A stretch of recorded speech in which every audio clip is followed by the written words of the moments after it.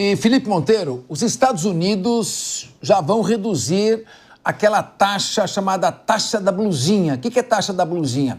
É as tarifas sobre bens de pequeno valor que vem da China, que você compra pela internet. O decreto da Casa Branca reduz ainda mais a escalada da guerra comercial entre os países. O alívio tarifário veio... Olha lá, os chineses estão se entendendo, nós vamos ficar na tanga. O alívio tarifário veio após as duas maiores economias do mundo entrarem em um acordo para retirar a maior parte das tarifas impostas sobre os produtos desde o início de abril. Mesmo que as declarações conjuntas não tenham mencionado as tarifas sobre esses produtos de baixo custo, os Estados Unidos anunciou que a taxa vai ser reduzida de 120% para 54%, com uma tarifa fixa a ser mantida de pelo menos $100. Meu querido Felipe Monteiro, são duas realidades que eu queria que você analisasse. Por um lado, os Estados Unidos sofreram um processo acirrado, abrupto, contínuo de desindustrialização de 1998 para cá. A desindustrialização traz como ponto negativo que os Estados Unidos precisam importar bens da China. Notebooks, laptops, smartphones, todo tipo de produto. E isso afeta a sua segurança nacional. Porque se a China quiser também fechar as fronteiras, não vender para os Estados Unidos, ela se prejudica, mas os Estados Unidos fica desabastecido. Do ponto de vista da segurança nacional, ele perde estrategicamente o poder de autogestão, automanutenção. Por outro lado, Milton Friedman dizia: nós imprimimos dólar do jeito que a gente quiser, a economia inteira está dolarizada, todo mundo é obrigado a ter dólar. Eu gasto 10 centavos para fazer uma nota de $100 e compro $100 em produto. Então não há problema nenhum em ter o desequilíbrio da balança comercial enquanto não tiver o monopólio da emissão dos dólares. Como você acha que se equilibra isso? A necessidade de maior industrialização, por outro lado, os Estados Unidos são um país comprador que precisa de vendedores. Ô Capês, primeiro ponto, queria registrar o meu descontentamento com a alegação dos colegas, achando que o presidente do Brasil, que está entre as 10 economias do mundo, tem que ficar calado o tempo inteiro. Não pode se manifestar que vai ficar mal com os Estados Unidos. E não pode se manifestar e colocar de forma mais incisiva em relação a algum aspecto da economia internacional que vai ficar mal com a China. Não, o Brasil tem que ficar cordeirinho. Não, a gente é grande, gente. A gente é grande. Vamos parar com esse complexo de vira-lata, achar que a gente é pequenininho, miúdo. A gente é grande pra caramba. A gente podia estar muito melhor. A gente podia ser uma Itália. Tudo bem que a gente não pode ser... Talvez nunca chegue a ser uma França, mas uma Itália a gente consegue com certeza chegar. Vamos ser grande, vamos pensar grande. Eu quero que o meu líder... Eu quero que o líder do meu país... Eu quero que o líder do meu país, ele se manifeste sobre todos os assuntos, sim. Todos os assuntos, sim. Entendeu? Não quero que ele fique cordeirinho de presidente dos Estados Unidos, presidente de outros países. Não quero. Vamos pensar grande. Dê esse complexo de vira-lata pro Capês aqui, tá bom? Em relação ao que foi colocado, Capês, a gente sabe que tem dois aspectos da situação toda. Os Estados Unidos sempre foi um país protecionista. Pouca gente sabe, mas a escola americana que surgiu com a guerra de independência dos Estados Unidos, prezou desde sempre pelo protecionismo. Os Estados Unidos só mudou depois da Segunda Guerra Mundial. Depois da Segunda Guerra Mundial, como os Estados Unidos virou uma nação rica, o que ele fez? É muito mais fácil você mandar as cadeias de produção para fora dos Estados Unidos, porque os empregados dos Estados Unidos estavam muito mais valorizados, recebiam salários muito elevados, os produtos dos Estados Unidos, subprodução era muito mais caro do que os outros países, e trazer esses produtos para os Estados Unidos. Então, os Estados Unidos só mudou o foco dele pós-Segunda Guerra Mundial. A questão é a seguinte: por que eu acho que o Donald Trump está errado na questão dele? Porque ele quer fazer uma reindustrialização que tem pouco valor agregado. Metalurgia, siderurgia, não faz mais nenhum sentido em vários lugares do mundo. Nos Estados Unidos é um lugar que não faz nenhum sentido a siderurgia, que tem pouco valor agregado. Os Estados Unidos, ele deve sim investir em tecnologia, em inovação. Ele está na frente da China nisso. Pega as maiores empresas do mundo, Microsoft, Amazon, Apple, todas as empresas americanas, NVIDIA, ChatGPT. Ou seja, o Trump está com a cabeça na década de 50, década de 60, quando ele tem que estar com a cabeça no século XXI. Está totalmente errado o Trump, totalmente errado o caminho que está fazendo. Então, meu modo de ver, aí que está o fracasso dessa política econômica do Trump, que está olhando a China como uma ameaça, Mas a China é uma ameaça sob determinados aspectos.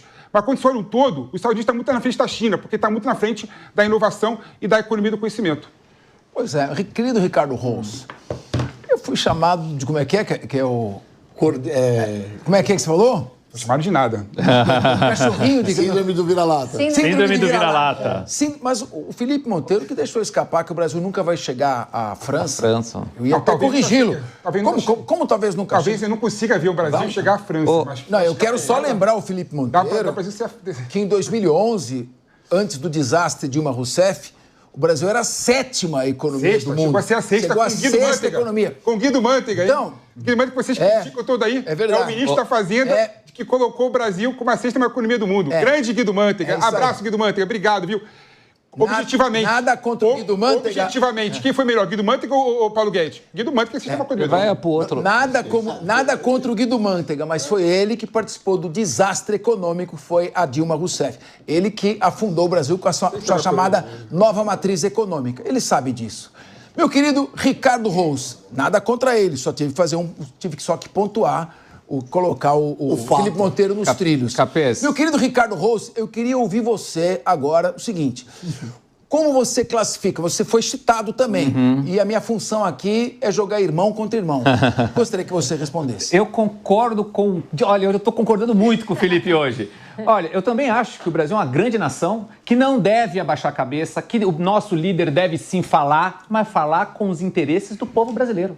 Defender o nosso Estado, reindustrializar o Brasil, criar tecnologia para cá, trazer essa grande oportunidade que talvez essa briga entre os gigantes China e Estados Unidos ali estão acontecendo. E o Lula não está fazendo isso. Ele está fazendo o oposto. Ele está envergonhando a nação, está sendo um bobo da corte lá, babando o ovo, desculpa a expressão chula para nossa audiência, do Xi Jinping. O que é isso? Se colocar contra os norte-americanos ou contra, não é para colocar contra A ou B, Felipe, é para defender o povo brasileiro, é para defender o Estado brasileiro. O Lula foi eleito presidente da República Federativa do Brasil. Qual é a defesa que ele está fazendo do nosso país, da nossa nação? O que nós estamos avançando aqui tecnologicamente? O que nós estamos ganhando com esta oportunidade no momento em que o Trump resolve fazer uma mexida geopolítica e comercial no mundo inteiro? E o Trump está fazendo isso, gente, de olho na nação americana. Ele foi eleito presidente dos Estados Unidos e nós estamos todos aqui falando que ele está fazendo A ou B, bem para A ou para B. A China está defendendo os interesses dela. Quando o Lula fala contra o Trump, quando ele fala contra o posicionamento do Trump ao lado do Xi Jinping, depois de ter participado de um evento na Rússia, ao lado de várias pessoas minimamente duvidosas, para ficar aqui falando de forma educada, ele está jogando de um lado, ele está se posicionando, e esse lado não é de interesse do povo brasileiro. O nosso interesse é vender para a China, o nosso interesse é vender para os Estados Unidos, vender para a União Europeia, vender para os árabes, vender para a América Latina, ganhar o protagonismo que é natural do Brasil aqui na América Latina. E sim, jogar como grande, passar a Itália, passar a França, como já fomos a 6ª economia, quem sabe ser a 5ª, a 4ª, por que não? Nós temos muita condição de fazer isso. Nós somos o grande celeiro do mundo, mas estamos optando em apenas vender commodity. Esse é o pensamento do presidente atual e de outros representantes dessa linha ideológica que jogam o Brasil para baixo. E é esse pensamento que eu não quero. Todos os presidentes do Brasil. Priscila Silveira, a palavra está com você.